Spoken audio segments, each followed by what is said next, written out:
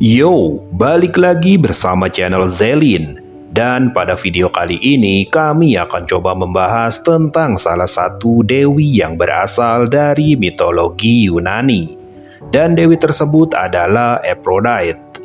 Namun sebelum kita memulai pembahasannya, jangan lupa klik tombol subscribe dan nyalakan loncengnya agar tidak ketinggalan video terbaru dari channel Zelin. Oke, langsung saja kita mulai pembahasannya. Aphrodite adalah dewi cinta, kecantikan, hasrat, dan juga semua hal yang berhubungan dengan seksualitas yang berasal dari mitologi Yunani. Dia bisa memikat para manusia dan bahkan para dewa ke dalam jeratan asmara melalui kecantikan dan juga rayuannya.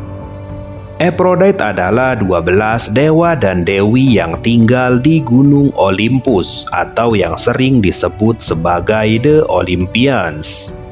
Aphrodite sendiri dikatakan terlahir dengan cara yang di luar nalar manusia. Jadi sang dewi kecantikan ini terlahir dari alat kelamin Uranus yang terpotong setelah disabit oleh anaknya sendiri yaitu si Cronus. Nah, dari darah yang mengalir hasil tebasan alat kelamin si Uranus itu lahirlah sosok dewi kecantikan ini. Aphrodite sendiri sejatinya mempunyai makna yang lebih luas dibandingkan hanya sebagai dewi cinta atau dewi kecantikan saja. Dia yang dipuja oleh kaum pria dan kaum wanita ternyata juga mempunyai peran penting dalam bidang lain, seperti perpolitikan, perdagangan, dan lain sebagainya. Selain itu, Aphrodite juga dihormati sebagai pelindung orang-orang yang bepergian melalui laut, dan juga dihormati oleh para pelacur serta para penghibur. Sosok dewi kecantikan ini sering dipandang sebagai pribadi yang tak terduga, mirip dengan hasrat cinta yang juga sulit diterka. Kita kembali lagi ke awal kelahiran dan juga silsilah keluarga dari si Aphrodite ini. Seperti yang dikatakan sebelumnya, sang dewi kecantikan ini lahir dari putusnya alat kelamin Uranus yang ditebas oleh Cronus. Alat kelamin yang terputus itu kemudian dilemparkan ke laut dan dikatakan Aphrodite muncul dari darah yang mengalir di lautan itu. Versi kelahiran Aphrodite yang satu ini ditulis oleh seorang penulis bernama Hesiod. Jadi dia mengatakan hubungan Aphrodite dengan Zeus sang penguasa gunung Olympus adalah sebagai seorang bibi. Itu karena Zeus adalah anak dari Cronus, sementara Aphrodite merupakan putri dari Uranus. Jadi jika digambarkan maka seperti inilah kira-kira gambar silsilah keluarganya. Nah, jika berdasarkan keturunan, maka si Aphrodite ini sebenarnya lebih tinggi atau lebih dituakan daripada Zeus. Namun dia lebih memilih memberikan semua kekuasaannya kepada Zeus, karena mungkin Zeus adalah dewa yang paling kuat di antara para dewa yang lainnya. Namun dalam versi lain yang ditulis oleh Homer, si Aphrodite ini justru dikatakan adalah putri dari Zeus dan Dione, yang merupakan sosok Titan wanita. Karena ada dua versi yang berbeda ini membuat orang-orang Yunani terganggu oleh kontradiksi dari dua penulis hebat ini. Kemudian penulis lainnya yaitu Plato mencoba untuk mendamaikan kontradiksi ini. Dia mengatakan bahwa ada dua dewi yang berbeda dengan nama yang sama. Yang satu adalah dewi untuk mewakili cinta yang lebih tinggi antara manusia, dan yang satu lagi untuk mewakili cinta antara laki-laki dan perempuan. Plato menyebutnya sebagai Heavenly Aphrodite dan Pandemic Aphrodite. Selanjutnya ada kisah perselingkuhan dari dewi kecantikan ini. Saat itu Aphrodite dipaksa oleh Hera untuk menikahi dewa api yaitu Hephaestus. Namun Aphrodite tidak tertarik pada Hephaestus. Selain itu, Aphrodite ternyata dikenal sebagai sosok yang tidak setia dan memiliki hubungan asmara dengan beberapa dewa, seperti dewa Ares, Hermes, dan juga Dionysos. Di antara banyak perselingkuhan yang dilakukan oleh Aphrodite ini, mungkin perselingkuhan dengan Ares adalah salah satu perselingkuhan yang paling mengejutkan dan juga membuat geger seantero dunia para dewa. Suami sah dari Aphrodite ini, yaitu si Hephaestus, ternyata merupakan seorang dewa yang pintar dan cerdik. Jadi dia ternyata sudah mengetahui perselingkuhan antara Aphrodite dengan Ares. Suatu hari dia membuat sebuah tempat tidur atau ranjang emas yang dikhususkan untuk perselingkuhan Aphrodite dengan Ares ini. Nah, ketika si Aphrodite dengan si Ares melakukan hubungan perselingkuhan di atas ranjang itu, maka secara otomatis ranjang itu akan mengeluarkan rantai emas, atau ada juga yang mengatakan jaring atau benang emas yang mengikat Aphrodite dan Ares, sehingga mereka berdua tidak bisa bergerak dari ranjang itu. Tidak hanya terikat oleh rantai emas dari tempat tidur yang dibuat oleh Hephaestus saja, rasa malu mereka juga diperparah oleh Helios, sang dewa matahari. Helios menyinari mereka berdua yang sedang terikat di tempat tidur itu dengan sinar matahari. Hal ini membuat para dewa yang berada di Olympus bisa melihat mereka. Tidak terbayang bagaimana rasa malu yang diderita oleh Aphrodite dan Ares yang sedang enak-enak tanpa ikatan yang sah, namun disaksikan oleh seluruh dewa yang berada di Olympus.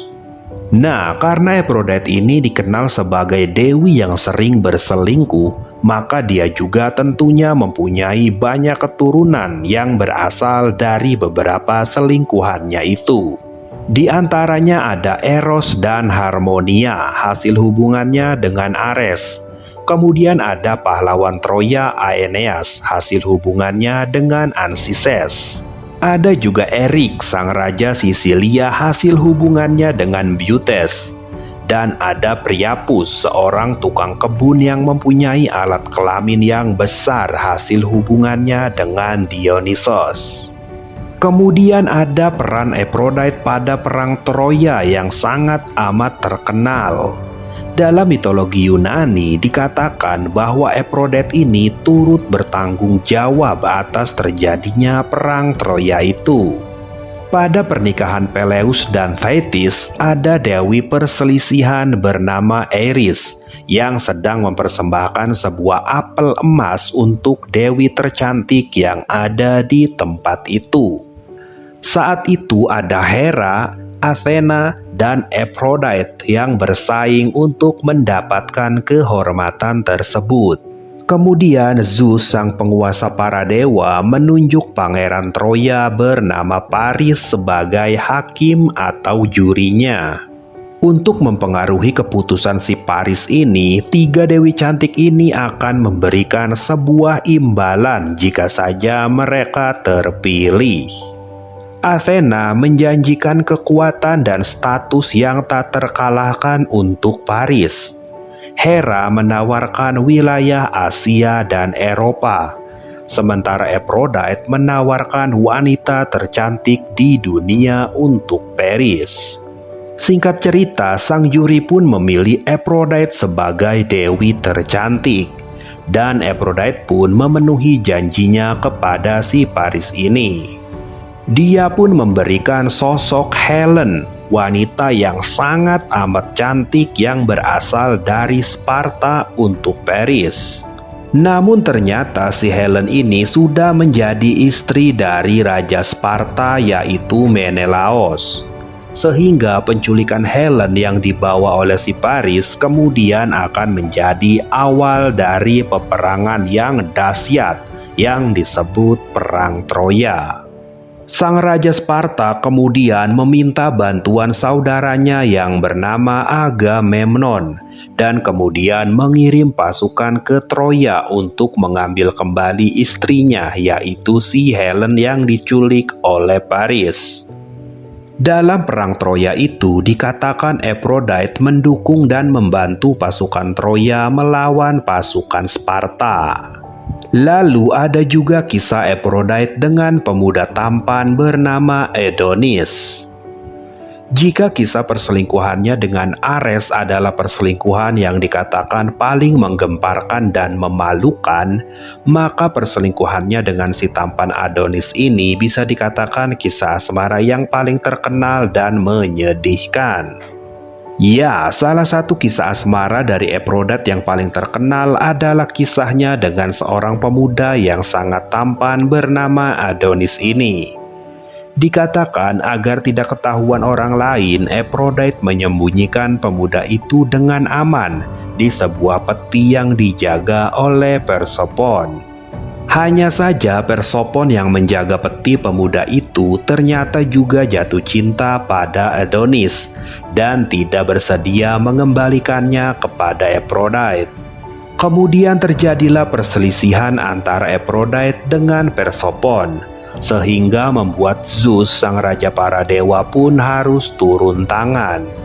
Zeus pun kemudian membuat sebuah kebijakan di mana dalam setahun si Adonis ini harus menghabiskan 4 bulan bersama Aphrodite, 4 bulan bersama Persephone, dan 4 bulan lagi untuk beristirahat. Namun suatu hari si Adonis ini dikatakan terbunuh saat dia sedang berburu. Kemudian mayat si pria tampan ini pun berubah menjadi bunga tanpa aroma. Aphrodite pun merasa sangat sedih dan putus asa akibat kehilangan si Adonis ini. Dan kesedihannya kemudian diperingati dalam sebuah festival tahunan khusus para wanita bernama Adonia. Nah, itulah kisah dari Aphrodite, sang dewi kecantikan yang berasal dari mitologi Yunani. Bagaimana menurut pendapat teman-teman tentang sosok Dewi kecantikan ini? Silahkan coret-coret di kolom komentar. Oke, terima kasih. Jangan lupa like, komen, dan subscribe channel Zelid.